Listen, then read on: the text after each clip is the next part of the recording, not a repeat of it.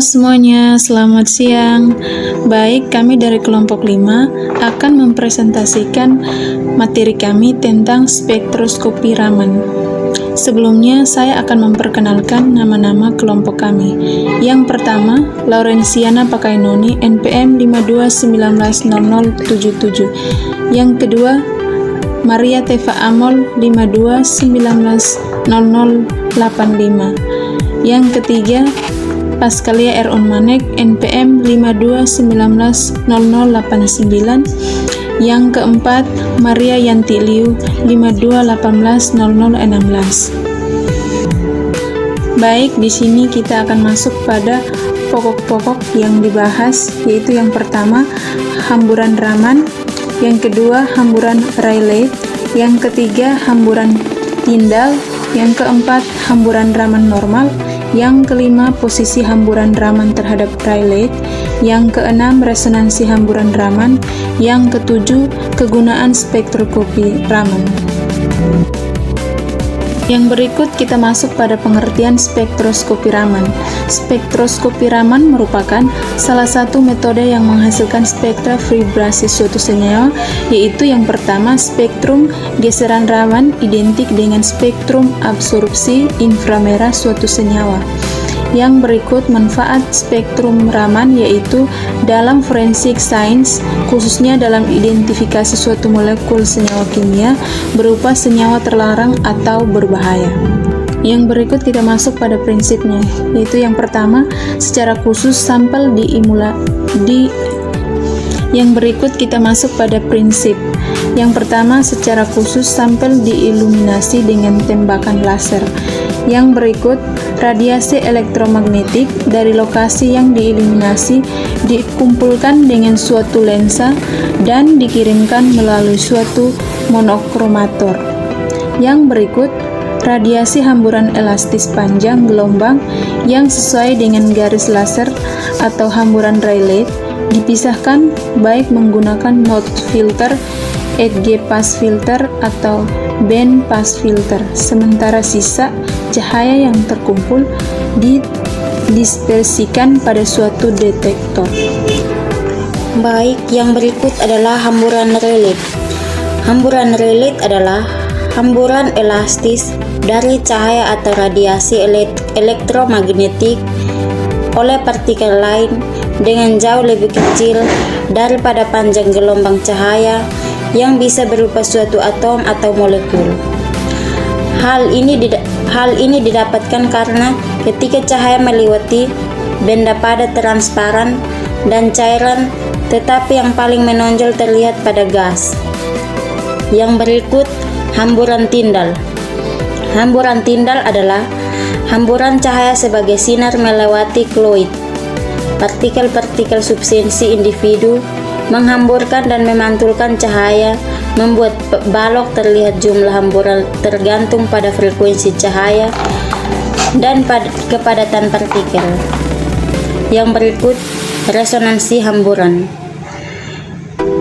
Dalam spektroskopi resonansi Raman, panjang gelombang dari foton yang masuk bertepatan dengan transisi elektron dari molekul atau material.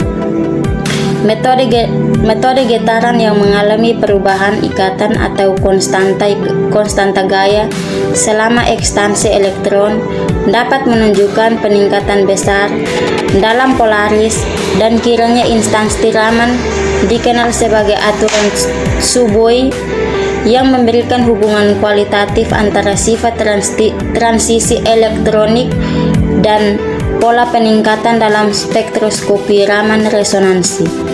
Yang berikut, kegunaan spektroskopi Raman. Digunakan dalam ilmu kimia untuk menyediakan sidik jari yang digunakan molekul dapat diidentifikasi.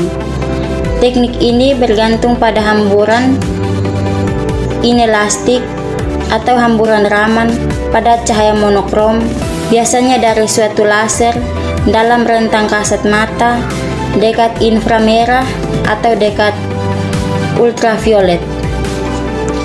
Yang berikut adalah review jurnal. Jurnal rujukan karakterisasi Raman spektroskopi pada heterostruktur MOS2 atau WS2. Baik, di sini tujuannya adalah untuk mengetahui potensi aplikasi pada substrat fleksibel elektronik. Baik, yang berikut adalah fabrikasi heterostruktur WS2 atau MOS2. Proses fabrikasi heterostruktur dilakukan dengan eksfoliasi mekanik menggunakan solasi sebagai media untuk pengelupasan dan menempelkan material MOS2 dan WS2 yang dilakukan secara berulang-ulang. Fabrikasi ini akan dibuat pada substrat fleksibel PET. Proses pembersihan substrat PET akan dibersihkan menggunakan cairan etanol, alkohol, dan aquadium secara bergantian yang disonikasi selama 1 menit pada alat sonikator, lalu diletakkan di atas kaca preparat. Eksfoliasi menggunakan 2 solasi yang berbeda, di mana solasi pertama memiliki bahan MOS2 atau WS2, yang kedua bahan yang telah menempel pada solasi masing-masing akan dikelupas lalu ditempelkan langsung secara berurutan pada substrat PET yang telah dibersihkan. Yang berikut adalah karakterisasi heterostruktur. Sampel heterostruktur yang telah dideposisi pada substrat PET kemudian diamati daerah sebarannya menggunakan mikroskop digital. Untuk mengkonfirmasi terjadinya pembentukan heterostruktur pada sampel, dilakukan karakterisasi menggunakan spektroskopi Raman dan fotoluminesensi atau Explora dan Horiba de la Bram HR Evolution Raman Microscopes. Saat karakterisasi spektrum Raman akan diblok agar spektrum yang dihasilkan hanya memiliki spektrum fotoluminesensi sumber cahaya menggunakan berkas cahaya monokromatis berupa laser dengan panjang gelombang 532 nanometer dengan range pengukuran 100 sampai 500 cm. Karakterisasi dilakukan pada bagian MOS2 murni, WS2 murni, dan heterostruktur MOS2 atau WS2 untuk mengetahui spektrum karakterisasi pada masing-masing bagian. Baik, yang berikut adalah hasil dan pembahasan.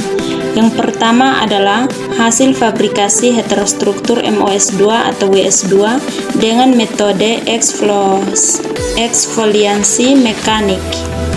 Baik, pada gambar ini menjelaskan adanya perubahan sampel setelah dilakukan penumpukan material MOS2 yang membuat sebarannya menjadi banyak, namun tidak semua bagian sampel menghasilkan heterostruktur MOS2 atau WS2. Baik, di sini pemberian kotak merah pada gambar merupakan letak heterostruktur yang ada. Citra sampel heterostruktur atau WS2 dapat lebih jelas jika diamati dengan pembesaran mikroskop.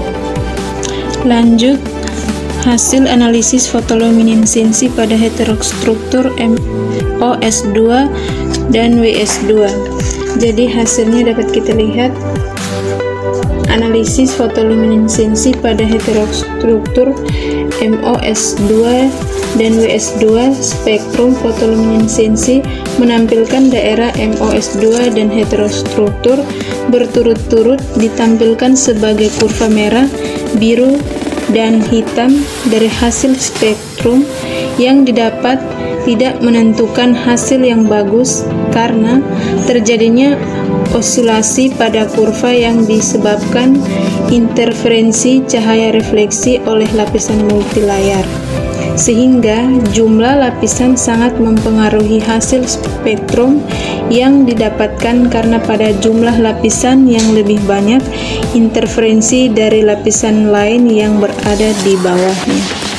Yang berikut spektroskopi Raman heterostruktur MOS2 WS2 yang dapat kita lihat pada gambar menunjukkan bahwa puncak metode karakteristik dari masing-masing lapisan MOS2 dan WS2 pada gambar A sampai C ditampilkan perbandingan spektrum Raman, lapisan MOS2 murni, dan heterostruktur MOS2 atau WS2 dilengkapi dengan penggambaran konfokal mikroskop, letak penembakan titik saat dilakukan karakteristik pada C sampai F.